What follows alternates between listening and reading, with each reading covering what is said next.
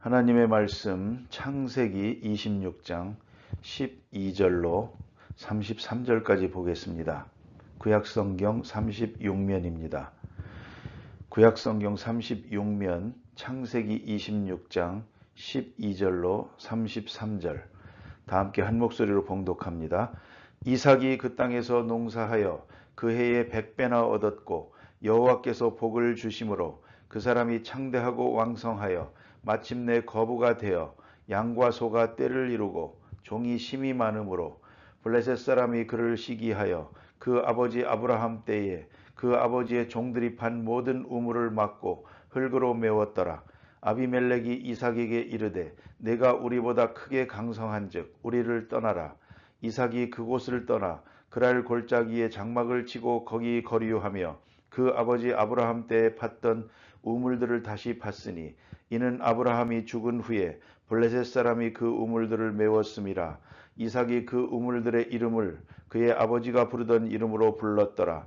이삭의 종들이 골짜기를 파서 샘 근원을 얻었더니 그랄 목자들이 이삭의 목자와 다투어 이르되 이 물은 우리의 것이라 하매 이삭이 그 다툼으로 말미암아 그 우물 이름을 에색이라 하였으며 또 다른 우물을 팠더니 그들이 또 다툼으로 그 이름을 신나라 하였으며 이삭이 거기서 옮겨 다른 우물을 팠더니 그들이 다투지 아니하였으므로 그 이름을 르호봇이라 하여 이르되 이제는 여호와께서 우리를 위하여 넓게 하셨으니 이 땅에서 우리가 번성하리로다 하였더라. 이삭이 거기서부터 브엘세바로 올라갔더니 그 밤에 여호와께서 그에게 나타나 이르시되 나는 내 아버지 아브라함의 하나님이니 두려워하지 말라. 내 종 아브라함을 위하여 내가 너와 함께 있어 내게 복을 주어 내 자손이 번성하게 하리라 하신지라. 이삭이 그곳에 제단을 쌓고 여호와의 이름을 부르며 거기 장막을 쳤더니 이삭의 종들이 거기서도 우물을 팠더라. 아비멜렉이 그 친구 아웃삿과 군대장관 비골과 더불어 그랄에서부터 이삭에게로 온지라. 이삭이 그들에게 이르되 너희가 나를 미워하여 나에게 너희를 떠나게 하였거늘 어찌하여 내게 왔느냐. 그들이 이르되 여호와께서 너와 함께 계심을 우리가 분명히 보았으므로 우리의 사이 곧 우리와 너 사이에 맹세하여 너와 계약을 맺으리라 말하였노라. 너는 우리를 해하지 말라. 이는 우리가 너를 범하지 아니하고 선한 일만 내게 행하여 내가 평안히 가게 하였음이니라. 이제 너는 여호와께 복을 받은 자니라. 이삭이 그들을 위하여 잔치를 베풀매 그들이 먹고 마시고 아침에 일어나 서로 맹세한 후에 이삭이 그들을 보내매 그들이 평안히 갔더라. 그날에 이삭의 종들이 자기들이 판 우물에 대하여 이삭에게 와서 알리어 이르되 우리가 물을 얻었나이다 하매 그가 그 이름을 세바라 한지라.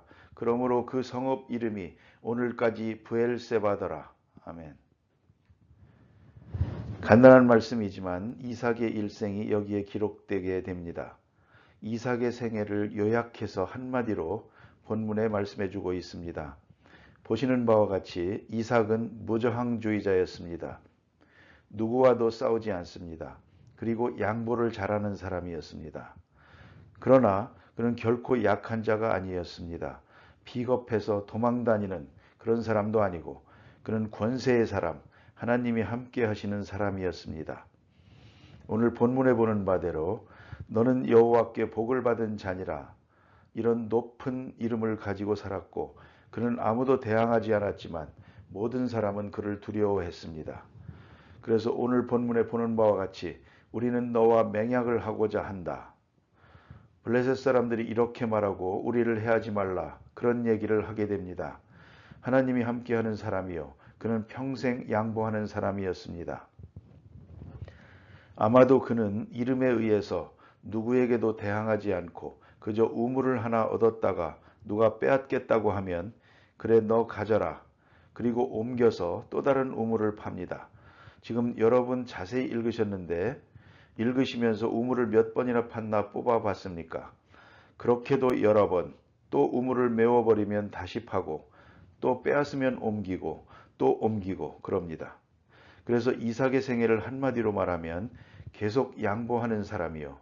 또 하나님이 함께 하시는 권세를 누리고 사는 사람입니다. 또 하나는 한평생 우물을 판 사람입니다. 우물이란 건 대단히 귀한 것입니다. 우리가 대단히 귀한 것인데 귀하게 여기지 못할 때가 있습니다. 그게 바로 물입니다. 물 없이는 살지 못합니다. 그런데 사막에서 물을 얻는다는 것은 가장 큰 보화입니다. 금은 귀한 것 같으나 물에 비교할 수 없습니다. 물은 흔하면서도 생명과 직결되어 있는 것입니다. 금 없이는 살아도 물 없이는 못 삽니다. 요새 금식이니 뭐하니 하지만 물은 마셔야 삽니다. 물 없이는 불과 며칠을 살지 못합니다. 그러면 물이라는 건 생명의 근원이요 사람만 먹는 게 아닙니다. 짐승도 물을 먹어야 살고 농사도 물을 가지고 합니다. 그렇기 때문에 우물이라는 것은 굉장히 귀한 것인데 중요한 것은 이삭이 우물을 따르고 있는 것이 아니라 우물이 이삭을 따르고 있었다는 것입니다. 그러니까 복을 따라 헤매는 게 아니고 그 사람이 복된 자가 된 것입니다. 이걸 생각해야 합니다. 복된 사람이 돼야지 복을 얻으려고 한다고 얻어지는 게 아닙니다. 지금은 손에 가진 것 없고 땅도 없고 집도 없다고 해도 상관없습니다. 복된 자가 되고 복된 자가 되면 어디 가서 살든 어떤 일을 당하든 어디 가서 파더라도 물이 나오게 되어 있습니다. 이건 하나님이 함께 하시기 때문입니다. 그래서 오늘 성경 말씀에도 이렇게 우물을 파고 양보하고 또 우물을 파고 양보하고 이렇게 쫓겨다니는 이삭을 하나님이 만나서 하시는 말씀입니다. 나는 네 아비 아브라함의 하나님이니 두려워 말라. 내가 너와 함께 한다. 두려워 말라. 우물이 문제입니까? 그게 무슨 대사이겠습니까? 또 파면 되는 것입니다. 그런 마음입니다. 그래서 우물을 빼앗길 때 싸우질 않았습니다. 오늘 본문대로 보면 넉넉히 싸울 수가 있습니다. 왜냐하면 번성해서 아주 부요해지고 수가 많습니다. 그래서 16절에 보면 아비멜렉이 이삭에게 이르되 내가 우리보다 크게 강성한즉 이런 말을 합니다. 이 땅은 현재의 주인은 아비멜렉입니다. 그런데 손님들이 와가지고 여기 살면서 점점 번성해서 그 수가 더 많아졌습니다.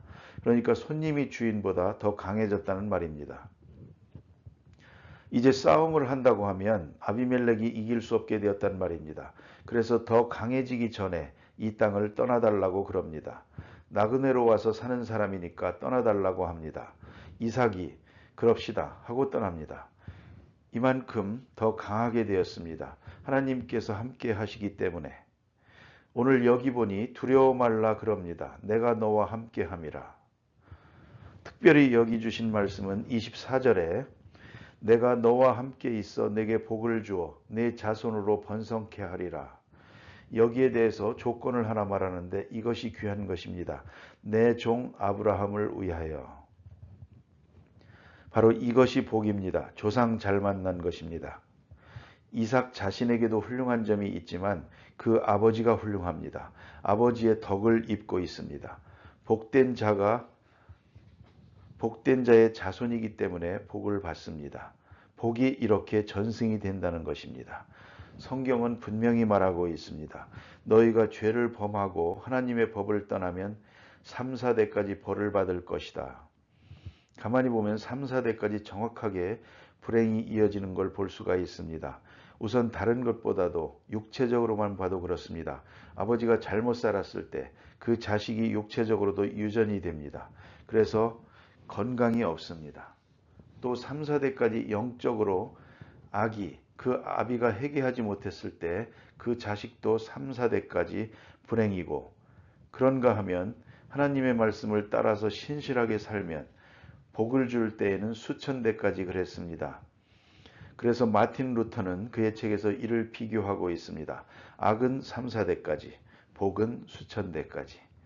이것이 하나님이다 그랬습니다. 좋으신 하나님입니다. 오늘 본문에 보는 대로 내 종 아브라함을 위하여 아브라함과 약속하셨습니다. 그런 거로 내가 너와 함께 하겠다. 내가 좀 실수를 해도 내가 너와 함께 하겠다. 내가 어디로 가든지 너와 함께 하겠다. 그래서 우리는 신학적으로 매우 깊은 뜻을 찾게 됩니다. 그것은 우리가 스스로 복을 얻으려고 하지 말라. 돈 좀 가졌다고 해서 복이고 지위를 차지했다고 해서 복이고 출세했다고 해서 그것이 복이라고 그렇게 생각해서는 안 됩니다. 그런 물질적인 것도 아니고 가시적인 것이 아닙니다. 복이란 하나님이 함께 하시는 것이요 복된 자가 되는 것입니다. 하나님께서 그와 함께 하실 때 그가 복된 자가 되어서 어디를 가든지 형통하고 어디서 무슨 일을 하든지 성공하고 또 그의 자손에게도 복이 이어지는 것입니다. 이게 진정한 복입니다. 아브라함의 복이 그렇습니다. 한평생 발붙일 만큼도 땅을 얻지 못하고 나그네로 살아갑니다. 그러나 그는 복의 근원입니다. 이삭은 이렇게 무저항주의자가 되어서 그 소중한 우물을 파고도 싸우고 빼앗겠다는 사람이 있으면 또 오늘 본문대로 시기하여 그랬습니다. 세상이 전부 시기 질투합니다. 남 잘되는 거 못 봅니다. 그래서 가서 우물을 메워버렸습니다. 이럴 때에 그러냐고 그대로 옮겨갑니다. 또 가서 우물을 팝니다. 오늘 성경에 6번을 팝니다. 파고 또 파고 이렇게 할 때마다 어디 가서든지 우물이 생기고 또 번창하고 형통하는 것을 볼 때 마침내 그 주위 사람들, 하나님을 모르는 사람들까지도 저 사람은 복된 사람이다. 하나님이 너희와 함께 계시다. 특별히 28절에 보면 그들이 찾아와서 이런 말을 합니다. 여호와께서 너와 함께 하심을 우리가 분명히 보았으므로 그랬습니다. 그러므로 우리 사이에 맹약을 하고 화친하게 지내자 그런 말을 하게 됩니다. 여러분 한평생 살면서 이 점을 조심해야 됩니다. 혹 자녀들을 결혼시킵니까? 이럴 때 저럴 때 어느 때든지 간에 그 사람을 볼 때에 현재의 지위가 뭐냐 얼마를 가졌느냐 그런 거 보지 말고 하나님이 저분과 함께 하는가 하나님이 저 가정에 복을 주시고 있는가 그걸 봐야 합니다. 이렇게 해서 하나님이 함께 하신다 하는 것을 보았으면 그와 친해야 됩니다. 그러면 내게도 복이 돌아오는 것입니다. 하나님이 함께 하시는 자와 가까이 할 것입니다. 그것이 오늘 본문의 내용입니다. 사실 아비멜렉은 마음이 좋지 못했지만 이삭과 가까이 했습니다. 이삭과 화친하게 지내려고 애썼습니다. 또 하나님이 이삭과 함께 하는 것을 보았습니다. 그래서 그는 이삭과 다투지 않고 가까이 지내려고 합니다. 그리고 서로 맹약을 하고 화친하게 하겠다고 합니다. 이 얼마나 아름다운 얘기입니까? 사람을 알아보는 것이 복입니다. 복된 사람이 되는 것도 중요하지만 복된 사람을 알아보는 것도 중요합니다. 아시는 대로 우리가 무슨 사업을 한다든가 직장에 다닌다든가 할 때에 어려울 때에 제일 어려운 문제가 인간관계입니다. 그리고 또 주변에 좋은 사람을 얻어야 됩니다. 우리가 공장을 한다든가 사업을 할 때 혼자 하는 것 아닙니다. 좋은 사람을 얻어야 됩니다. 좋은 사람을 얻지 못하면 그로 인하여 망하는 것입니다. 끝까지 어려움을 당하게 됩니다. 그런데 어떤 사람이 좋은 사람이냐? 하나님이 함께 하는 사람, 하나님이 함께 한다는 것을 보면 소중히 여겨야 합니다.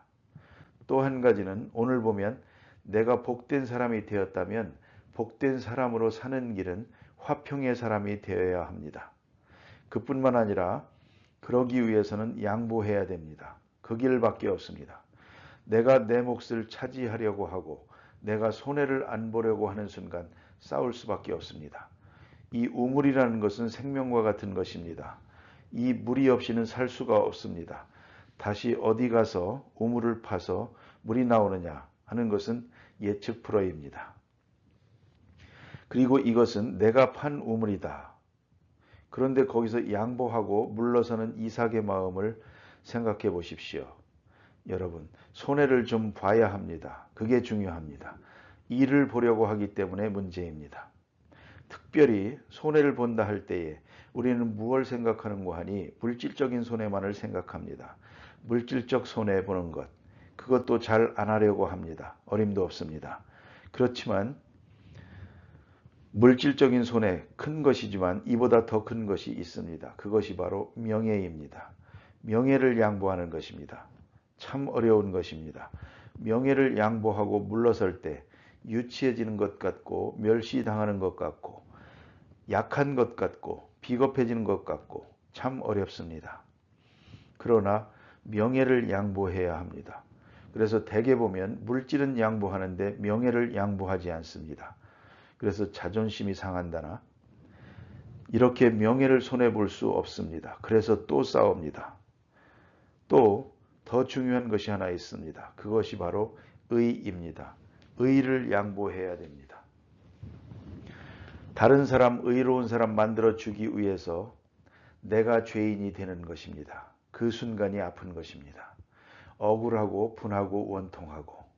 그런데 내가 이 원통함을 벗으려고 하면 반대로 저 사람이 죄인이 되어야 합니다. 이게 양자택일입니다. 내가 의로워지는 순간 저 사람은 죄인이 되고 저 사람 의인 만들어주려면 내가 죄인이 되어야 합니다. 내가 똑똑한 사람 되려고 하니까 저 사람 바보 만들고 결국은 저 사람을 좋은 사람 만들려고 하니까 내가 어리석고 미련한 사람이 됩니다. 아무것도 모르고 무능한 사람으로 그렇게 나타날 수밖에 없습니다. 이걸 참기가 힘든 것입니다. 이걸 잊지 말아야 합니다. 예수님께서 십자가에 돌아가셨다는 것도 단순히 육체가 죽으셨다. 그게 중요한 게 아닙니다. 문제는 죄인으로 죽으시고 저주받은 자로 죽으셨다는 것입니다. 모두가 뭐라고 합니까? 여호와께서 저주를 받은 사람처럼 그렇게 십자가에 죽은 것입니다. 더 하나 깨달아야 합니다. 무능해집니다. 십자가에서 뛰어내리라. 그러면 믿겠노라. 이 시간에 무능하고 나약한 자로 나타나는 것 참으로 어렵습니다. 능력이 없으신 분이 아닌데 말입니다. 그러나 그는 약한 자로, 어리석은 자로, 죄인으로, 무능한 자로 나타납니다. 그렇게 십자가를 집니다. 그래서 오늘 이삭에 대해서 말할 때에 이삭을 예수 그리스도의 예표라고 말합니다. 신학자들은 그렇게 해석을 합니다. 아브라함이 하나님의 예표요, 하나님의 상징이요. 아버지 아브라함, 또 이삭은 그 독생자이면서 그의 생애가 양보하고 희생하고 그런 것입니다. 그러나 절대로 약한 게 아닙니다. 하나님이 같이 계십니다. 마침내는 주변 사람들이 두려워합니다. 우리를 해하지 말라. 싸운 일도 없는데 왜요? 하나님이 함께 하시는 것을 보았기 때문에. 우리가 어디가 살든지 주변의 모든 사람들이 저 사람은 하나님이 함께 하시는 분이다. 하나님이 동행하시는 분이다. 이렇게 느끼고 또 그렇게 존경받을 수 있는 그런 생을 살아야 되고 또 우리가 주변에서도 하나님이 함께 하신다. 거기다가 중점을 두고 인간관계를 맺어나가야 될 것입니다. 기도하십시다. 하늘에 계신 우리 아버지여, 이름이 거룩히 여김을 받으시오며 나라가 임하시오며 뜻이 하늘에서 이루어진 것 같이 땅에서도 이루어지이다. 오늘 우리에게 일용할 양식을 주시옵고 우리가 우리에게 죄 지은 자를 사하여 준 것 같이 우리 죄를 사하여 주옵시고 우리를 시험에 들게 하지 마시옵고 다만 악에서 구하시옵소서. 나라와 권세와 영광이 아버지께 영원히 있사옵나이다. 아멘.